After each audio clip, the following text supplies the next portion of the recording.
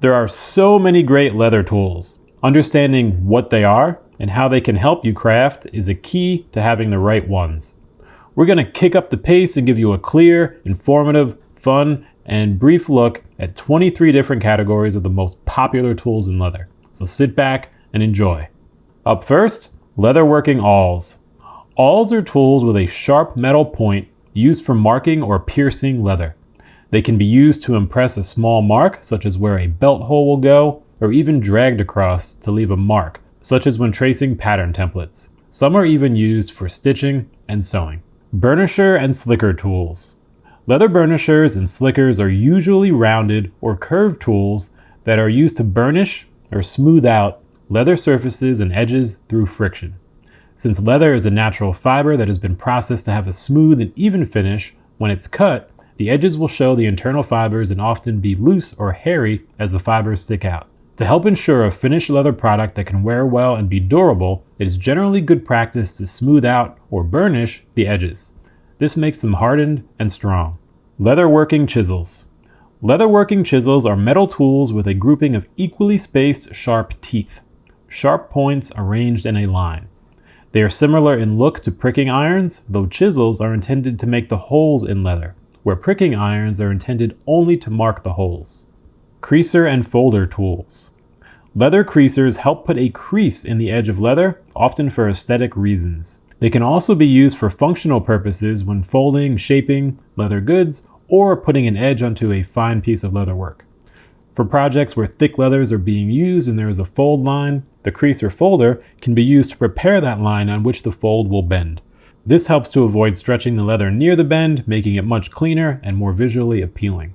Also, creasers can be used to flatten thread or do other kinds of tasks that require a soft, rounded edge. Leatherworking dyes.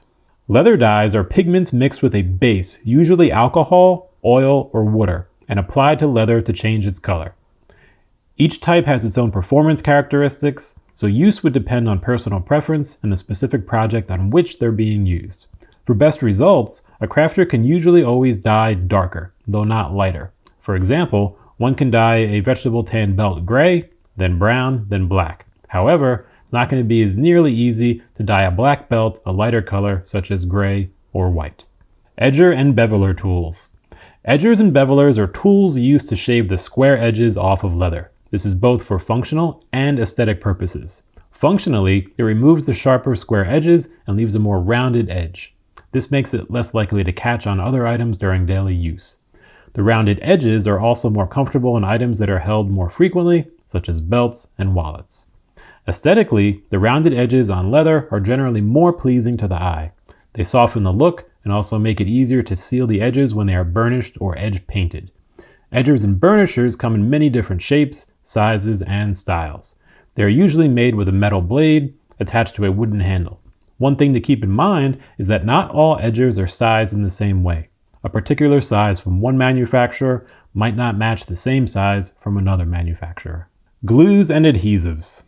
While leathers are typically joined via methods including sewing or riveting, sometimes it can be helpful to first secure the surface with a glue or an adhesive.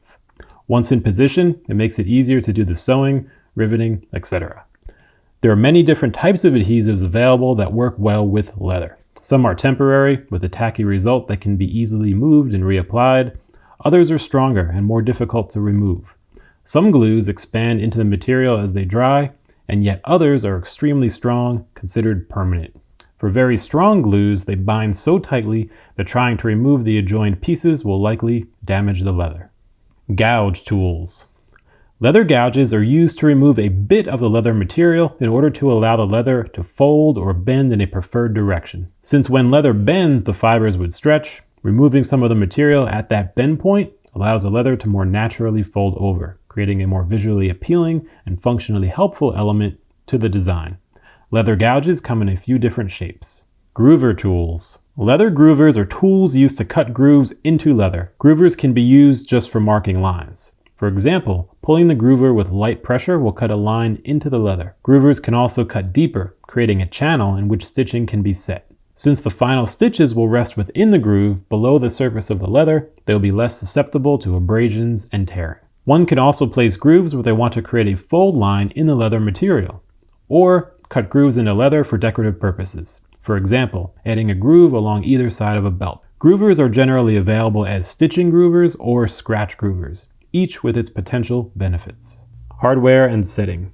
Leather hardware and fasteners are used to join pieces of leather together. The types of joining can be temporary or more permanent depending on the hardware used. Fasteners can be made of many different types of material. Mostly, they're going to be steel, brass, nickel, and copper. Commonly, you'll see rivets, snaps, and grommets. Each has its own main purpose, while they also have variations in aesthetic functional appeal. Application of fasteners can be done manually with just a few general tools, manually with specialized tools, or mechanically using setting and pressing machines. Knives and bladed tools. So very common in leathercraft is cutting leather. In most things you'll work on, cutting will be some part of the process or design. As such, getting familiar with the different types of cutting and bladed tools will be really helpful. They include knives in many varieties, shapes, and sizes. Rotary cutters are rounded blades mounted as a wheel. Scissors for rougher cutting, and strap cutters for cutting long leather straps and laces. Within each type are variations, configurations, sizes, and qualities to fit your needs. With all knives and bladed tools, proper maintenance is important. Leather can be a tough material. Knives with sharp, well cared for blades will make the work much easier, and the end result will be much cleaner and professional looking. Marking tools. Much of leatherworking revolves around cutting and shaping leathers into an amazing final design. To accomplish that, leather marking tools are extremely helpful. They allow us to put marks onto the leather, some temporary and some permanent, that can be useful guides as we cut, trim, punch, and sew. Across the types of tools, we'll see some that are for scratching, some for pricking, stippling, some for straight lines, some for curved lines, and others for corners. Most any leather marking need you might have can benefit from the use of the correct or most helpful marking tool. Mauls, mallets, and hammers. Mauls, mallets, and hammers are used for a variety of impact tasks during leatherworking. The choice of which to use is driven by a combination of use and personal preference. Generally, mauls work well for punching and tooling, mallets can be used with tooling and punching, hammers work well for forming leather, especially in shoemaking and saddlery. When choosing a maul, mallet, or hammer, it's important to think about how they're going to be used most. The largest factor in selection is the combination of surfaces, the hitting surface and the surface being hit. Measuring tools. When working with leather, measuring tools are so helpful in marking everything from cut lines to punch and pricking marks. They're even used when laying out intricate and decorative designs in leather carving. Measuring tools come in a wide variety of options, shapes, sizes, and configurations for both general and specialized uses. Moulders. Leatherworking moulders are metal tools that assist in the molding or shaping of leather. They're generally a handle, either wooden or metal, with a solid metal end that comes out. The metal end is often rounded. This allows it to fit into, under, and around many areas, especially helpful when wet molding leather. Needles. A leather sewing needle is a narrow, cylindrical piece of steel with a sharp point on one end and a small opening or eye on the other. Thread is secured through the eye, and the pointed end is pushed through the material. As the needle goes through the material, it pulls the thread. As this is repeated along the edge of leather pieces, it results in a line of stitches, and the thread binds the leather pieces together. Sewing needles have been used for over 40,000 years. Today they come in a wide variety of options. There are leather-specific needles that have wider points to help pierce thick leathers, rounded points to go through for lacing, and there are curved needles as well that have semicircular half-moon shapes, making it easier to push through thicker materials such as leather and canvas. Very small needles make it easier to sew smaller, thinner leathers while leaving a smaller hole. Paints. Leather paints are pigments applied to change the overall color of leather. They're generally used as accent colors on locations such as edges, although they can be applied to the surface of leather as well. Differing than dyes, which penetrate color into the material, paints generally rest on top and change the color of the surface of the material on the leather. Pricking irons. Leatherworking pricking irons are metal tools with a grouping of equally spaced teeth. These are sharp points arranged in a line. They're used to mark the location of stitching holes onto other materials. Since leather is a generally thick material, holes need to be pre-made for the needle and thread and lacing to go through.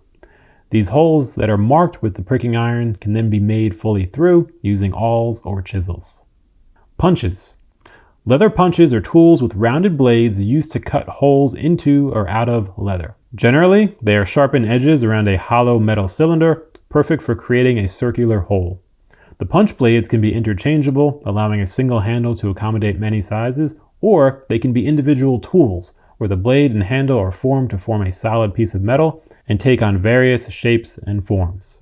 Punches need to be strong, as they are used by pounding them with force. A piece of leather to be punched is placed on a nylon surface, and that rests on top of a harder, sturdy surface such as granite. The punch is lined up and rested onto the leather where it will make the hole, and then a mallet, hammer, or maul is used to provide striking force on the top of the punch. The force pushes the punch through the material and leaves the shape in that leather. The softer nylon surface protects the punch blade from damage, and the granite or more dense surface below that absorbs much of the force. The result is a smooth, clean hole punched into the leather. Punches come in a wide variety of shapes and sizes. It's also important to maintain the blades well, as a sharp blade will produce superior punching results. Skivers. Skivers are tools used to remove thin layers of leather material. They generally have a very sharp cutting blade. When the blade is drawn against the grain of the leather, with some pressure applied down upon it, the blade cuts through the leather as it moves along, shaving off a thin layer. Skiving is helpful in many facets of leather work. It is used, for example, when making belts. At the point where the leather is folded over to secure the buckle, there would be double the leather thickness since the material is folded over. This could be bulkier than necessary, as well as potentially uncomfortable to wear. Skiving can be used to thin out the leather on both sides around the fold, so when they're joined together, it is only about one layer thick. This will look cleaner and wear much more comfortably. Working surfaces. Leather working surfaces encompass the various workspaces and areas used for leather working. They could include tables, mats, stone slabs, and a number of other various materials and surfaces that help when crafting, tooling, or adding hardware to leather. Leathercraft doesn't require too many surfaces, though there are very few helpful ones that you can have to make things much easier. Generally, a sturdy table is essential. This is important as it will need to support the pounding pressure when hitting punches and stamps with a mallet or maul. Threads. Leather sewing thread is a type of thin yarn used for joining leather materials together. Threads are very common leatherworking tools and come in near endless colors. They also come in various weights or thicknesses, each with benefits depending on the type of leather being sewn. Generally, thinner leathers will use a lighter weight, thinner thread, and thicker leathers will usually be sewn with thicker or heavier weight threads. Thread weight choice can be a matter of function and personal preference. Tooling stylus. A leather tooling stylus is a metal tool with a rounded tip used for tracing patterns into leather for tooling. When a leather crafter has a design in mind and sketched onto leather tracing paper, they can transfer that outline to the leather by pressing it into the surface with the rounded end of a tooling stylus.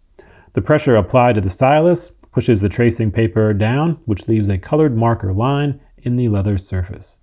Those lines that are traced with the stylus now serve as a guide for the next step in the tooling process, and these are a really handy tool for leather tooling work.